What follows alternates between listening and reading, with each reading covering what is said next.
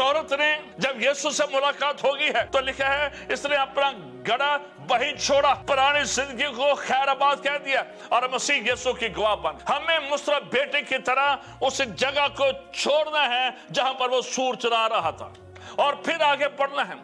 ہماری زندگیاں اس لیے تبدیل نہیں ہوتی ہے، اس لیے روحانی برکات ہم سے دور رہتی ہیں کہ ہم چھوڑنے کے لیے کچھ تیار نہیں ہوتے ہیں۔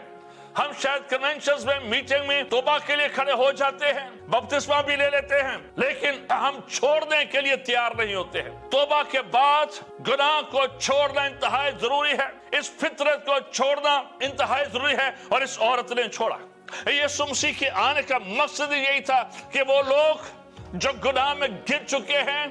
جن کی زندگی گناہ ہو چکی ہے، جن کے اندر نفرت ہے، جن کے اندر بت پرستی ہے، جن کا ازدواج بگڑ چکا ہے، جن کی مذہبی تعلیم بگڑ چکی ہے، جو بدعتوں میں پھنس چکے ہیں، یسوع مسیح کے آنے کا مقصد یہی تھا کہ ہماری تعلیم کو درست کرے، ہمارے ایمان کو درست کرے، ہمیں لعنتوں سے نکالے، ہمیں بیماریوں سے نکالے، ہمیں نشے سے نکالے، ہمیں ہر طرح کے بگاڑ سے نکالے۔